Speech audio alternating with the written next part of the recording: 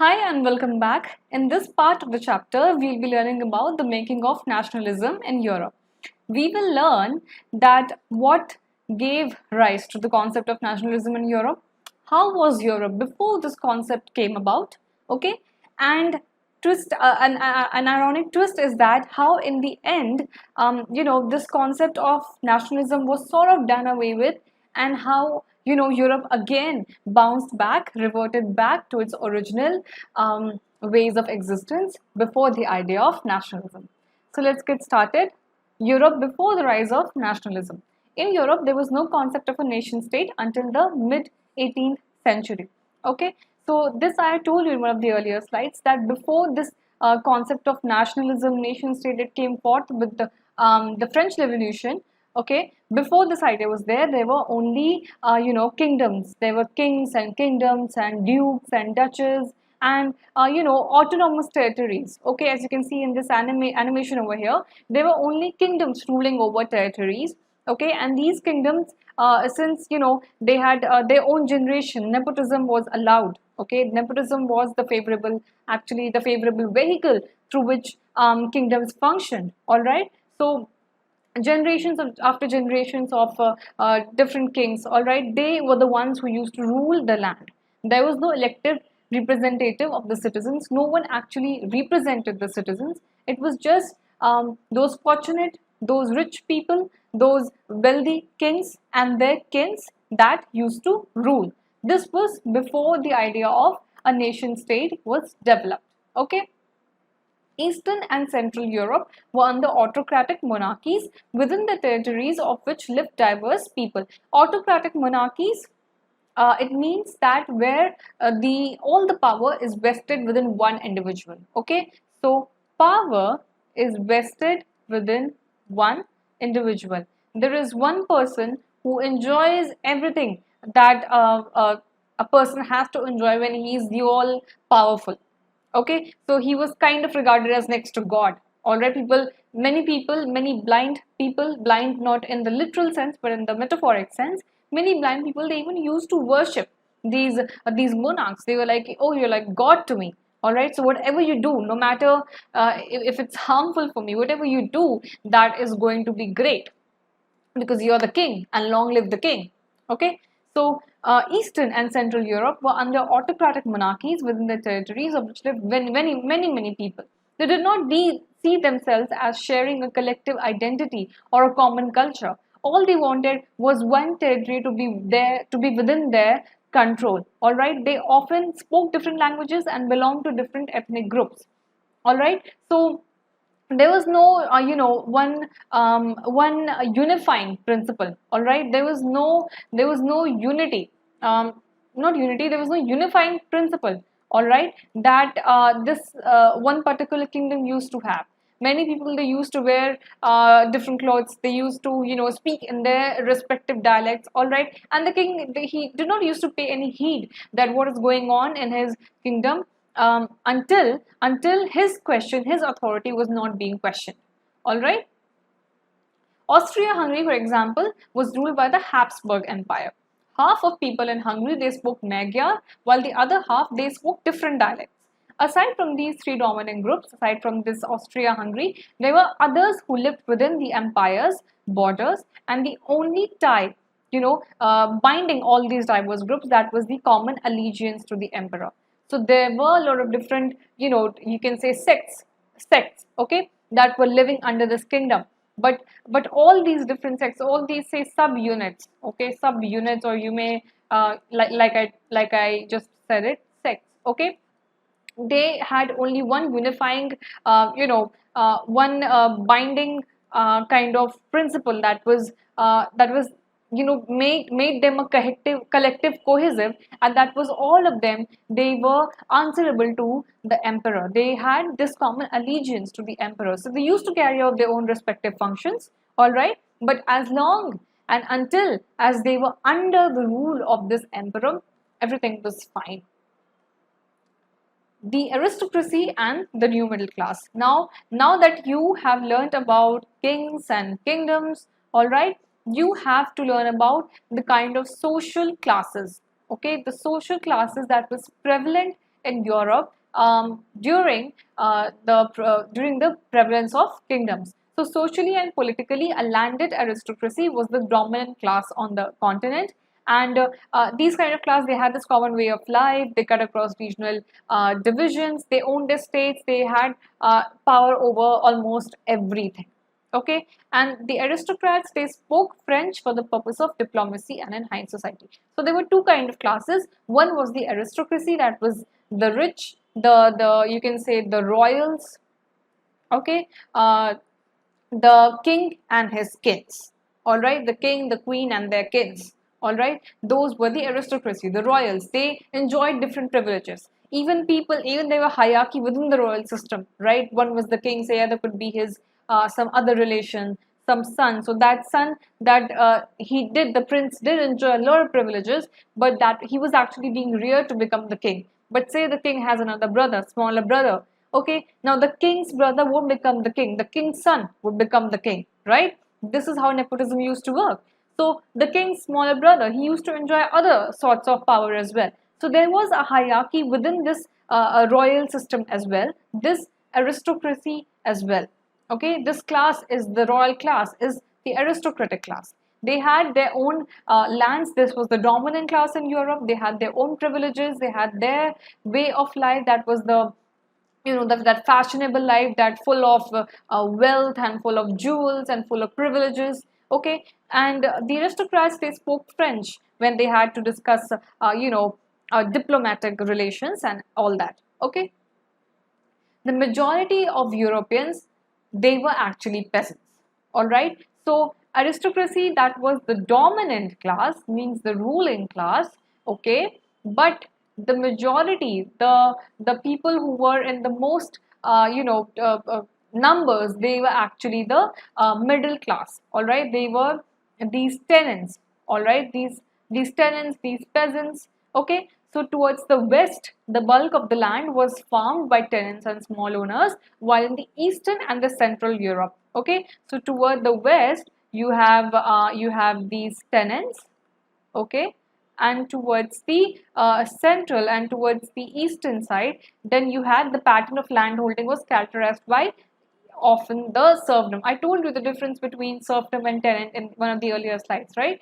So more or less they were on the same level, but yes, the tenants, they used to enjoy a bit more freedom as compared to serfs. All right, so towards the central and towards the eastern side, there were a lot of there was the system of serfdom, and towards the west hand side of Europe, a lot of tenants were there, a lot of peasants were there. Okay, in Western and parts of Central Europe, the growth of industrial production and trade meant the growth of towns and the emergence of commercial classes. All right, so industrialization, a very, very important phenomena that happened in Europe, and this came about in the 19th century. So with industrialization, it meant that all the all the task of production, all right, those were not there. All the burden of the task was not there on man, but now machines came about, right? That was what was meant by industrialization. So all of the equipments of modernization that you see all around us, through which I'm having this class with you. All right, all the vehicles, all the cars, all say industries, power plants, everything. So that started slowly from the 19th century. So when industrialization started, when industrial production started, that means trade came about with it, business came about with it. Okay, this means that the rural area, since all the urban equipments, all the urban capital, the money, the economy, that comes into the flourishing into the urban areas, in the towns. Okay, not in the it comes in the cities, not in the rural areas, in the villages. Okay, so with trade, it means that the growth of towns, it increase, the growth of cities, they increase naturally. Okay, and with this growth came the emergence of commercial classes whose existence was based on the production of the market. So whatever people were producing, in the industries, these commercial classes, they used to sell all these products in cheaper rates in the towns. So towns became the center of the trade, and that is how the industrialization came about in Europe. Okay. Industrialization began in England firstly in the second half of the 18th century. Okay. Yes, actually, yes. The reason why I wrote 19th century here is that in most of the other parts of the Europe, that is in France and in parts of German, industrialization occurred only during the 19th century. So majority of the European regions, it was not until the 19th century that they started enjoying the benefits of industrialization. But yes, initially the originating point of industrialization, that was in the 18th century. So ignore this tiny mistake. Okay, so industrialization that began in England in the second half of the 18th century, that was actually fairly close. If you start seeing of the actual dates, all right, it is actually very close towards the 19th century. The seeds were sown in the second half of the 18th century, but it was not until the beginning of the 19th century that people actually started enjoying, the fruits, say, of industrialization. And firstly, this trade, this new system of machines, it was started with England, and it was not until the late or say in the mid 19th century that earlier parts such as France and Germany, they also witnessed this growth. In its wake, new social groups came into being and a working class came about. Okay, a working class population and middle class population that was made up of industrialists, businessmen, professions. So earlier this middle class was the peasants.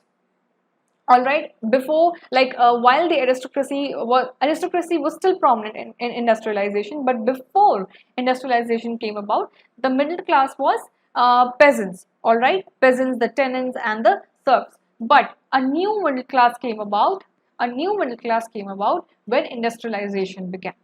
All right, and this middle class, this industrialist, the person who used to work in industries, the businessman who used to carry on the trade, and the other professions regarding to the trade, they came about and they incorporated the working or the middle class. So this was the new middle class or the working class. Okay, this class based division is, this concept is necessary to understand when you're trying to learn about what was actually happening in those times. All right, it was among the educated liberal middle classes that ideas of national unity following the abolition of monarchy that came about. Because it's very natural. See, if you think logically, the aristocratic classes, they obviously they would not want to do away with the power that they enjoyed, right? Why would, if I have absolute power, then why would I want to give away that power? Okay, don't take this literally. I'm just giving you an example. All right, but and of course, it was with the advent of this new middle class that people started to think that why just a handful of people are enjoying all this power over us. Okay, we have no rights, but this handful of people, they are enjoying this power. They're exploiting us. All right, that gave rise to the liberal nationalism. In early 19th century, Europe was closely allied to the ideology of liberalism. The term liberalism derives from the Latin root liber, that means free, and liberalism, like, that word liberty. So liberalism stood for freedom, not just for the individual, but the equality for all, equality of all before the law. Politically, it emphasized the concept of government. All right, government by concept. So if you're talking about political terms, by liberal nationalism, you would mean that those government that was selected by the citizens. Okay, so elected representatives. All right, elected representatives. Okay. Since the French Revolution, liberalism has stood for the abolition of autocracy and clerical privileges. Clerical privileges means one another important thing that is a little bit tangent to this the concept that is there in this chapter, but it is equally important. With the aristocratic class, there was this clerical class as well. Not so much of a class, but the Pope and the other, Catholic heads, the church heads, basically. All right, the people who used to, work, say, for the God. Okay, and they had their own, principle. They had their own, power hungry concept. All right, they too wanted to rule, and the aristocracy and the the aristocracy and the church people, they used to work hand in hand in, subjugating and oppressing the common public. Okay, so French Revolution, with this idea of liberalism, this abolition of autocracy, this came about, and clerical privileges were also done away with. All right, so basically, the establishment of a representative government through parliament, like I told you, elected representatives. So citizens, they started enjoying more power. I mean, the idea is that they had not yet started enjoying more power, but the idea was that the citizens should enjoy more power and not the ruling classes. This also, since we are talking about elected representative, so a word is there for it, that is universal suffrage, means the right to vote. So equality before the law, okay, did not necessarily start, means we are talking about equality before the law. That means we are talking about, in liberal nationalism, that everybody should be equal before the law, means everybody should have equal rights. Okay, but always remember that this was the time where all these new concepts of liberty, equality, fraternity, they were burgeoning, they were starting. All right, they had to have some sort of, some sort of, they had to have some sort of stance, some sort of root had to take place, so that they could prosper and progress further in the coming centuries. All right, so one thing is there, that not everything was given to the people, and not a lot of progressive idea was there. No matter how much progressive this whole may sound, it was not at all progressive towards say, to the core of it. Okay, what I mean is that even though equality before the law, it was publicized, and it was, put forward that yes, everyone should have equality before the law. Okay, but they, everyone, including the ones who had power, especially the ones who had power, they did not want everybody to vote. That means they did not want everybody to enjoy this power, to have this power of choosing their representative. That is the right to vote, which, where is this, for the right to vote, we have this term universal suffrage. Okay, so what happened in that, in political liberal democracy, the right to vote and to get elected was granted exclusively to property owning men. So no women, so there was no question of women for voting, to get the chance to vote. All right, and even men without property, they had no chance to vote. It was only property owning men, means men who had certain status, in the society, in the country. Okay, men who had certain status, only those men were allowed to vote. All right, so the idea was starting over here. Okay, so I'm not trying to justify this, I'm trying to rationalize this. Okay, because when you try to look things from this perspective, it starts to make sense. Because like I said, that first I'm talking about liberty, but then I'm giving you this exclusion that only property owning men would vote. So there is a contradiction in my own point. That is why I'm trying to rationalize this, that try to think this from another perspective, that they had just started with this concept. Okay, and like we know that patriarchy, it is still very prevalent, is still very dominant, means patriarchy means the power that men, collectively, they have over women. All right, so that was still prevalent, and that was very much prevalent during the 18th and the 19th centuries. All right, so you may imagine the kind of situation that women used to face. All right, so all women, they were excluded, and even men without property, men without status, they had no say in who was going to be the chosen representative. Only some men with some status, some property owning men, they were given the say. Throughout the 19th and the early 20th centuries, women and non-propertied men, they organized opposition movements. All right, because that is what they actually, the kind of contradiction that I put forward to you, that is what these people then they started fighting for. All right, that first you're talking about your liberty. Okay, then you're talking about equality. Okay, and you are not giving this privilege of equality and liberty to everybody. Where is this concept now? All right, this concept should be there, available for everybody, just like you are prophesizing, not prophesizing, propagating. Okay, so all of these women and the non-property men who were barred from voting, they started holding their own secret groups. all right, groups where they could come up with solutions, they could plot movements against the government, all right, and they could think of some opposition movements to demand equal political rights. This is important. In the economic sphere, liberalism stood for the freedom of markets and the abolition of state imposed restrictions. So this is the political side, where you are talking about the chosen elected representative. In the economic side, we have in the economic side, in the market side, we liberalism or liberal nationalism, it stood for the freedom of markets. Means that all the state imposed restrictions, all those tariffs, they were abolished, all right, and then there was this free movement of goods and capital.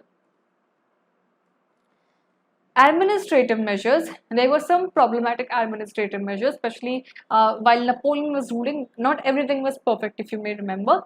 So Napoleon's administrative measures had actually created countless small principalities, countless small regions, small own distinct regions, all right, a confederation of 39 states, okay, because Napoleon had you know had he had conquered a lot while he was ruling France.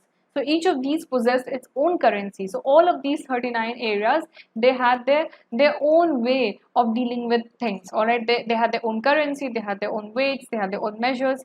So the way the trade was functioning was very problematic, because from one area to another, one a person has to move from the first state to the 20th state. So all those 19 states that he has to go through, every state had their own measures, their own rules of how they used to measure currency, of how they used to measure weights and everything else. So a merchant traveling in 1833 from Hamburg to Nuremberg to sell his goods would have to pass through 11 custom barriers and pay a custom duty of about 5% at each one of them. And often these duties were according to the weight or measurement of the goods. So depending on the area, these things, they used to change. So this was very hectic, this was very time consuming, all right. The measure of cloth, for example, that was called L, okay, and 1 L of textile material was different in Frankfurt, it was different in Nuremberg, it was different in Maine and all that, okay. So a person, a merchant who was traveling from one place to another in order to, business related matter, he was stuck in this time consuming loophole that there was no way out for, okay. So some solutions were, some solutions had to come up. Such conditions were viewed as obstacles to the economic class, to the new commercial classes, all right. So the emerging commercial classes, they advocated for the establishment of a united economic region that would allow free movement of products, people and capital. Free movement means they basically asked their ruling parties, to lower down the differences in the currency and the other administrative policy that you are having, okay, because all of these, they created a lot of obstacles, they hindered them from allowing to trade in a free flowing manner. Free flowing manner means in a smooth manner, in a convenient manner, okay. So for this free movement of products, so that if you want to move from place to place, they are not being stopped at various places for different tariff, for different currencies. There had to be some sort of arrangement being done. So owing to this, on Prussia's proposal, a custom union was formed. This custom union was Zollverein, was founded in 1834. This is important to remember. Zollverein was basically a coalition, a grouping together of German states. Okay, and what Zollverein was a coalition of German states, and what Zollverein it did was it removed the tariff barriers, and the number of currencies was then reduced from over 30 to 2. So now from within these coalition of states, now that these states have come together, coalition has been formed. So a sort of one area has been formed, all right. So within this one area, the tariff barriers then can be removed, okay, and the currencies were then reduced from 30 from over 30 just 2, okay. Then the installation of railways, since industrialization was coming about. So when railways happened, that again enabled mobility, which led to unification of the country. Means people from one part of the country could now travel to another, be it for trade, be it to meet other relatives, and so on and so forth. The establishment of a network of railways further boosted mobility. So these are the ways to which the economic policies and the economic interests of a particular nation, they boosted. All right, railways, after railways, of course there were cars and everything, that was later, but with the advent of railways, that gave a lot of advancement towards the economic situation and towards the economic basically unification of the country. We find that a wave of economic nationalism enhanced the larger nationalist sentiments prevailing at that period. All right, because people were happy, right? They were getting, no one could have even imagined that they would have to use other means of traveling rather than their horse carts, the bullock carts. All right, so now they were traveling via railways, okay, and they could visit from one place of the country to another in so less time. All right, so this reduced time, and this gave immense opportunities for people to trade. All right, to trade, to meet their, to maybe for their own purpose, own personal works. All right, but in the case of economic activities, this proved to be a very positive boom. But there is a twist in the story. A new conservatism was founded. Actually, it came forward after 1850. What is this? Let's have a look at it. After the defeat of Napoleon in 1815, the European governments, they were driven by a spirit of conservatism. What I mean by this conservatism is that greed of power, it came back again. So all those ideals of French Revolution, all those ideals of equality, liberty, fraternity, it slowly waned down. That enthusiasm waned down when Napoleon was defeated. Okay, and when that happened, all right, the earlier monarchs, the monarchy, the church, all right, I told you church was also very prominent, all right, and other social hierarchies and people who owned a lot of property, all right, so they again thought that industrialization has happened, okay, we have now sources to economic power, all right, and we have our own this self assumed god vested power, that we are the monarchs, so we have this entitlement to rule over all of you. So they thought that why not to embrace this industrialization, to embrace the economic changes, positive economic changes that are coming forward, and let's form a monarchy again. All right, let's form an autocratic government again. Let's not pay heed to this French Revolution and all that. We have our own heritage. We have our own nepotism, all those powers, all right, by birth, okay, and that God has vested within us, and we have this newfound money, free flowing money, all right. So let's now form another autocratic government. So they realized from the changes initiated by Napoleon that modernization could in fact strengthen their traditional institutions like the monarchy, and then it could make the state again effective and strong. That means they had another opportunity of subjugating poor people. They had another opportunity of amassing more wealth, amassing more power, and hence ruling. Okay. So they believe that a modern army, remember that industrialization, modernism did not just begun with say machines and trains and everything. There were also useful and modern equipments coming about in the armies as well, all right, gunpowder and everything. So an efficient bureaucracy, dynamic economy, abolition of feudalism, serfdom could strengthen the autocratic monarchies of Europe. So they were like, ठीक है, feudalism को हटा देते हैं, let's do away with feudalism, let's do away with serfdom, so that the people could also think that yes, even though I am under a system of monarchy, but I have my own freedom, all right. So this was basically a sort of bait for these autocratic powers to come again in power. All right. In 1815, representatives of the European powers like Britain, Russia, Prussia, and Austria, they collectively defeated Napoleon at Vienna, and then they met at Vienna for a certain meeting. They convened a meeting. This congress was hosted by the Austrian Chancellor Duke Metternich. Okay. And they signed the Treaty of Vienna in 1815 with the object of undoing most of the changes made by Napoleon. So some of the changes like serfdom and all that, they thought that let's keep it so that the people would be happy that even though they are being ruled by monarchs, they have some sort of freedom. But most of the changes made by Napoleon, and that Napoleon, most of the changes that he did was keeping in view of equality of the citizens. All right, so most of the changes made by Napoleon were done away with, and then the Treaty of Vienna was signed. The Bourbon dynasty, which had been deposed during the French Revolution, was restored to power, and France lost the territories that it had annexed, it had conquered under Napoleon. So this dynasty, this royal dynasty that had been subjugated by Napoleon, it again rose to power, and Prussia was given important new territories on its western frontiers, while Austria was given control of northern Italy.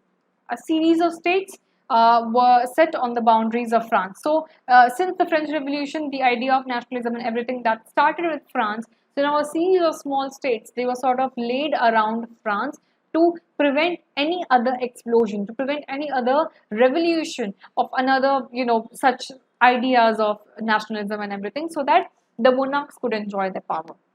Imagine the level of greed. All right, there's the Kingdom of Netherlands, which included Belgium, was then set up in the north, and Genoa was added to the Piedmont in the south.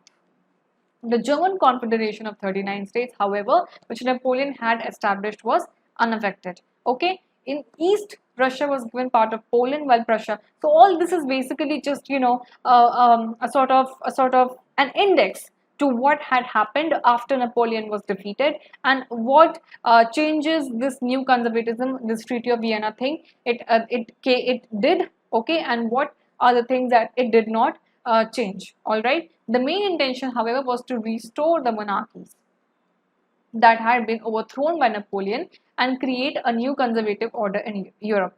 So Napoleon, an interesting man, I told you that he had to do away with monarchy by himself being the monarch, right? The ironical twist that Napoleon is surrounded with. So yes, definitely a brilliant man, and definitely a brilliant, military person.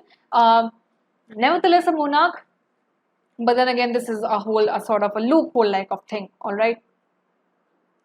Characteristics of this conservative regime, let's have a look. They were autocratic, definitely, and they did not tolerate criticism and dissent. Since they were autocratic, they did not, now they were like, they don't have to, tolerate even one speck of nationalistic fervor, or one speck of this fraternity, equality, liberty fervor coming up against them. So they did not tolerate criticism at all. Okay, and they sought to curb activities that question the legitimacy, authority of these autocratic government. Then censorship laws brought into limit this, they limited the spread of liberal ideas.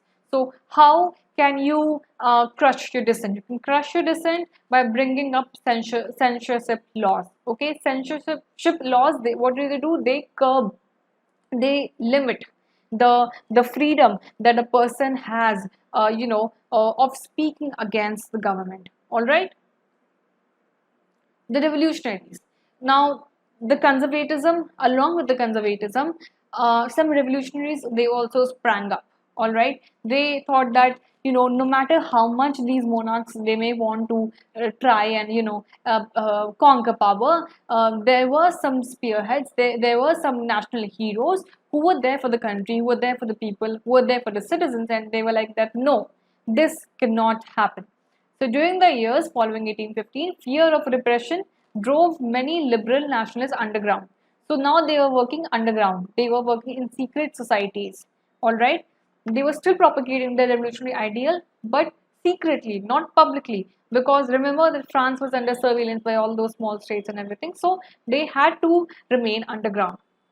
So secret societies sprang up, and at this time, revolutionary meant a commitment to oppose monarchical reforms that had been established. So now the meaning of revolutionary was to completely do away with the idea of monarchy.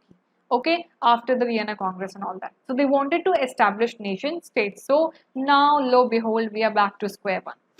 They wanted to establish nation states again.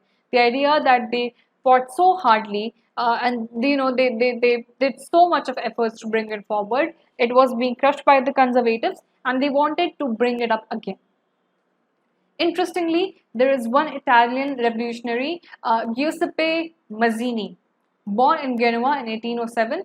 He became a member of the secret society of Carbonari.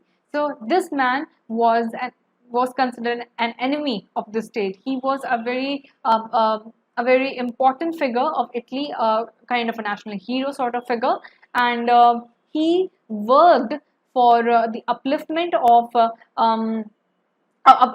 of a national idea of a nationalistic state, and he wanted to abolish monarchy.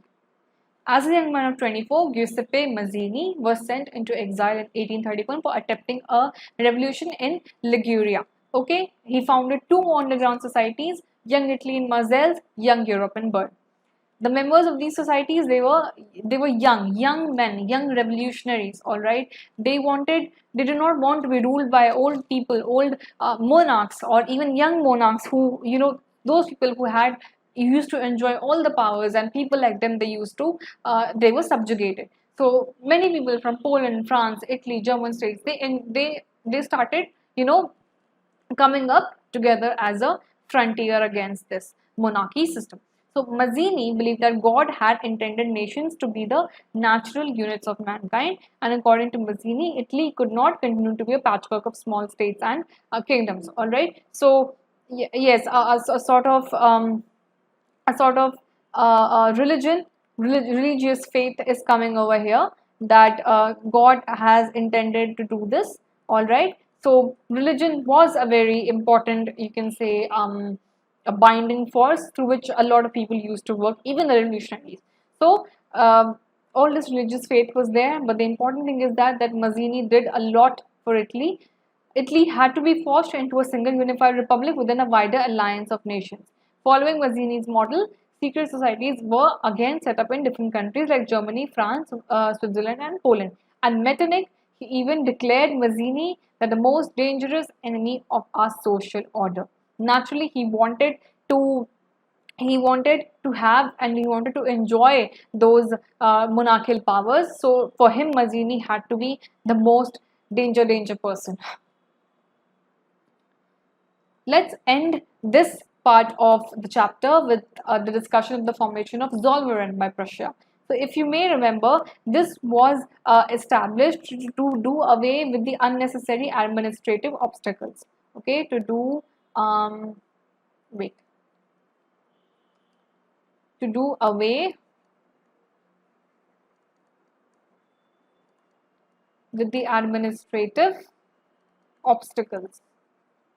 What obstacles? If you may remember that all those different smaller states that Napoleon had divided his whole empire, not empire, his whole